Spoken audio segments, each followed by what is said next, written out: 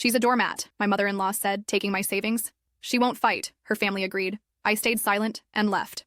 5 days later, she regretted it. Her calls flooded my phone, but I'd moved on. Their betrayal woke me up. Now I'm strong, and they're just echoes. My revenge is my triumph. They thought they'd break me, but I'm smarter. All right, y'all, grab a drink because this story is going to take you on a wild ride. Picture this. I'm sitting here on my new porch, sipping some sweet tea, finally able to tell this crazy story without my hands shaking. 5 months ago, I thought I was living the American dream with my husband of 3 years. Now? Well, let's just say life had other plans. So there I was, 26 years old, working my tail off at a marketing firm downtown while my husband Jake worked construction. We weren't rolling in dough, but we were making it work, you know? I'd been saving every penny I could, skipping Starbucks runs, buying generic brand everything at Walmart, even canceling my Netflix subscription. For real, I was living like a monk just to build our future. The savings account had about 15 grand in it. Not exactly millionaire status, but for us blue-collar folks, that was like striking oil. I was so proud of that number, checking my Chase app probably 10 times a day just to see those beautiful digits. Jake's mom, Linda, had always been, how do I put this nicely, a piece of work. Picture every nightmare mother-in-law story you've ever heard, then multiply it by about 50. This woman made it her full-time job to remind me that I wasn't good enough for her precious baby boy. She'd make little comments about my cooking, my clothes from Target instead of some fancy boutique, how I didn't have a college degree like she did. But here's the thing. I'm a pretty chill person. My mama raised me to keep the peace, especially with family. So when Linda would make her snide remarks at Sunday dinners, I'd just smile and pass the mashed potatoes. Jake would give me these apologetic looks, but he never really stood up to her either. Looking back, that should have been my first red flag waving like crazy. The whole mess started when Jake got laid off from his construction job. The company he worked for lost some big contract, and boom, 20 guys got the axe, including my husband. No warning, no severance, just a pink slip and a thanks for your service handshake. Jake was devastated, and honestly so was I. But I figured we'd figure it out together, right? That's what married couples do. We tightened our belts even more. I picked up some freelance work on weekends, and we started job hunting like it was our full-time gig. Update. Hey everyone. Thanks for all the support so far. I know this is getting long, but trust me, you ain't seen nothing yet. The real drama is about to unfold, and I'm still processing how everything went down. Quick question though, how would you have handled your spouse's family crossing major boundaries? Because what happened next still blows my mind. That's when Linda swooped in like some kind of vulture. She started coming over every single day, bringing casseroles and helpful advice. At first, I thought maybe she was actually trying to be supportive for once. Boy, was I wrong. She'd sit at our kitchen table, the one I'd bought at a yard sale and refinished myself, and go on and on about how Jake needed to think about his future and how some women just aren't built for hard times. The way she'd look at me when she said stuff like that made my skin crawl. Jake was in such a dark place that he barely noticed his mom's passive-aggressive comments getting worse. The man I married, who used to laugh at her ridiculous opinions, was now just nodding along like a bobblehead. It was like watching someone I loved disappear right in front of me. 3 weeks into his unemployment, Linda dropped the bomb. We were all sitting in our living room, me on our secondhand couch from Facebook Marketplace, Jake in his recliner that was older than our marriage, and Linda perched on the edge of the coffee table like she owned the place. I've been thinking, she said, and I swear the temperature in the room dropped 10 degrees. Jake, honey, you need to consider your options. Maybe it's time to cut some dead weight. I looked up from the job applications I was filling out for him. Yeah, I was doing that too because he was too depressed to function, and asked what she meant. Linda looked me dead in the eye and said, well, sweetie, some women are just doormats. They don't have what it takes when things get tough. Jake needs someone who can actually contribute. The audacity of this woman, I tell you. I'd been contributing everything I had, working overtime, doing freelance gigs until my eyes burned, all while keeping our household running. But apparently, that wasn't enough for Queen Linda. Jake just sat there, didn't say a word, didn't defend me, nothing. That silence hit harder than any insult she could have thrown at me. But wait, it gets worse. Linda then suggested that Jake should access our savings to start some business venture with her friend's son. When I asked what she meant by our savings, she laughed like I'd told the funniest joke. Honey, you're married. What's yours is his, and what's his is his family's business. That's how real families work. I felt my blood pressure spike so fast, I thought I might pass out. This woman was literally trying to convince my husband to drain our entire emergency fund for some harebrained scheme involving her friend's kid who'd never held a job longer than 6 months. The worst part? Jake was considering it. My own husband was sitting there, nodding along while his mother planned to steal my life savings. That night, after Linda finally left, I tried talking to Jake. I explained how that money represented years of sacrifice, how it was our safety net, our future. He looked at me like I was being selfish for not wanting to invest in his family's idea. Mom's right, he said, and those 2 words felt like a knife to the gut. You don't really understand business. This could be our big break. Our big break? I'd been breaking my back for 3 years while his mother treated me like garbage, and now they wanted to literally take everything I'd worked for. The next morning, Jake went to the bank, without telling me, without discussing it further. He came home with paperwork showing he'd withdrawn $12,000 from our joint account. Just like that, years of my sacrifices vanished because his mommy said it was a good idea. I stared at those bank statements, and something inside me just broke, not in a crying, dramatic way. More like a light bulb moment where everything suddenly made sense. These people didn't see me as family, they saw me as a resource to be used up. Update.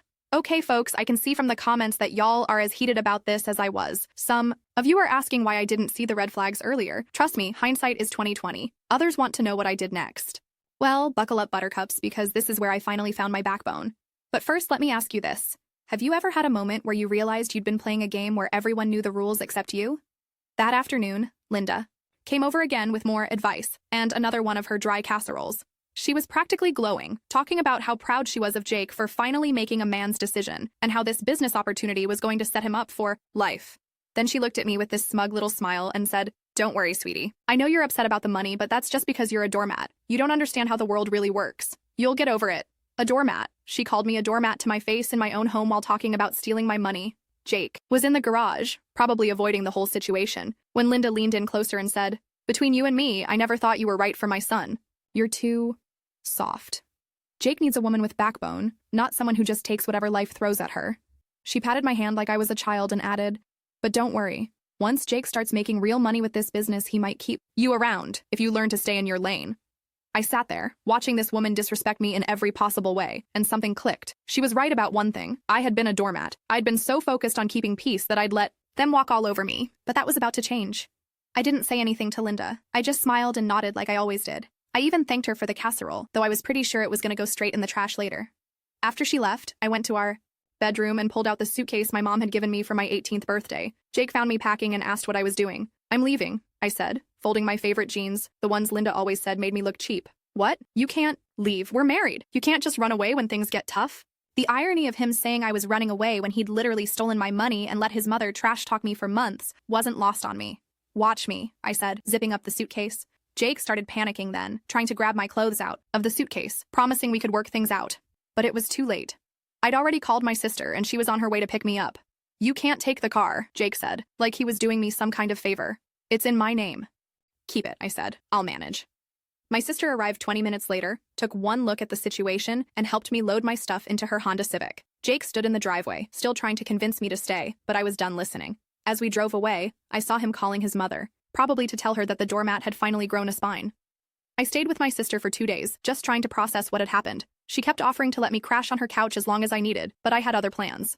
See, while Linda was calling me a doormat, she'd forgotten one important thing. I worked in marketing. And marketing people? We know how to research. I spent those 2 days digging into this amazing business opportunity that was worth stealing my life savings. Turns out, Linda's friend's son was running what was basically a pyramid scheme selling overpriced supplements. The kind of thing that shows up on those consumer protection websites with big red warning flags. I printed out everything I found and put it in a neat little folder. Then, I did something I probably should have done years ago. I started looking up divorce lawyers. Update. Y'all, the comments are crazy. I'm seeing everything from "you should have fought harder" to "burn it all down." And honestly, I love the energy. Some of you are asking about the legal stuff. Don't worry, I got smart real quick about protecting myself. Others want to know if Jake ever figured out he'd been scammed. Well, let me tell you about day 5, because that's when the whole house of cards came tumbling down, and suddenly everyone wanted to talk. On day 5, my phone started blowing up. Not just texts. I'm talking full-on assault of calls, voicemails, and messages that would make your head spin. First call was from Jake, crying. Like, actual tears in his voice. Apparently Linda's friend's son had disappeared with everyone's money, including my 12 grand. Shocker, right?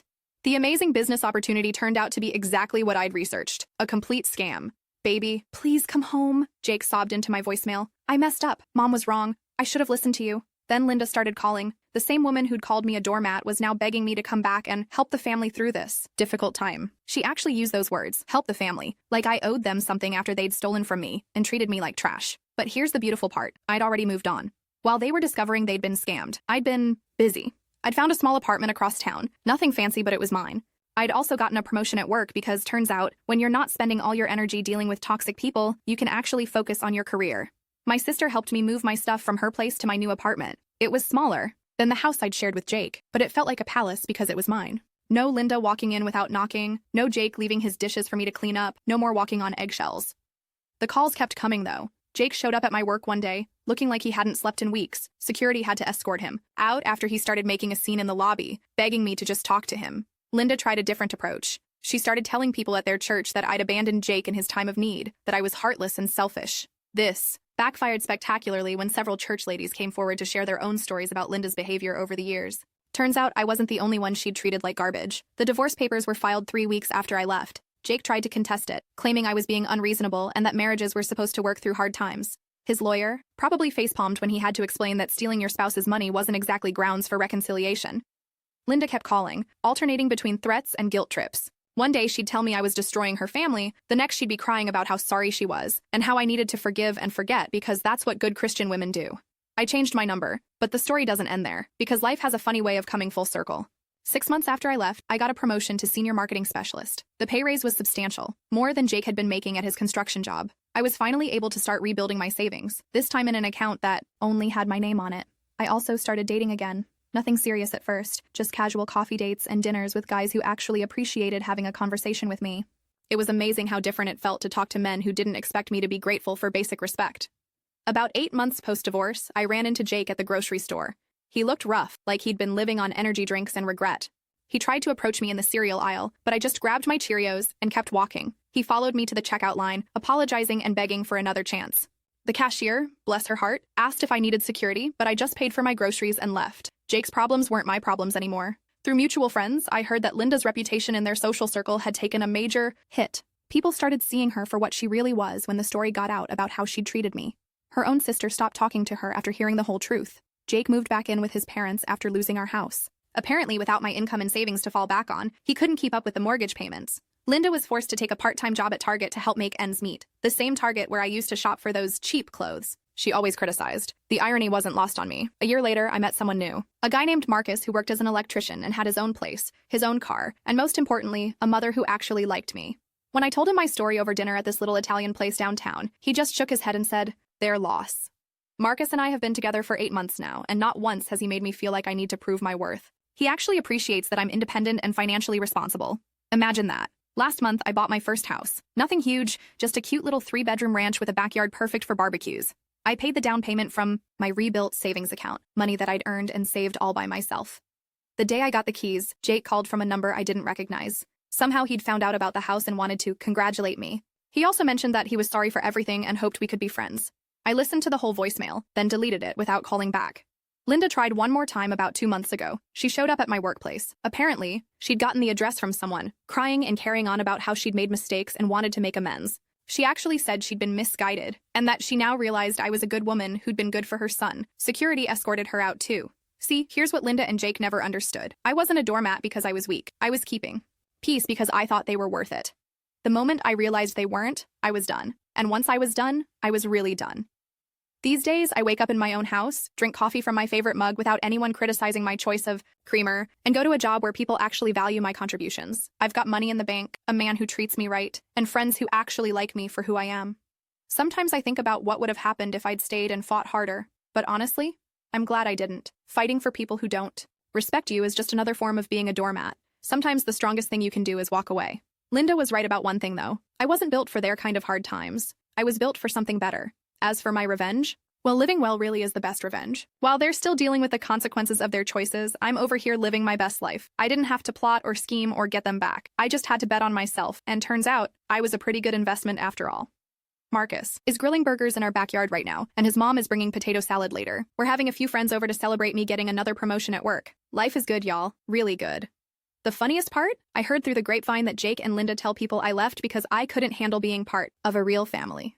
Let them tell whatever story helps them sleep at night. I know the truth, and more importantly, so does everyone else who matters. So to anyone reading this who feels like they're being treated like a doormat, you're not stuck. You've got options, you've got worth, and you deserve better than people who only appreciate you when you're gone. Trust me on this one.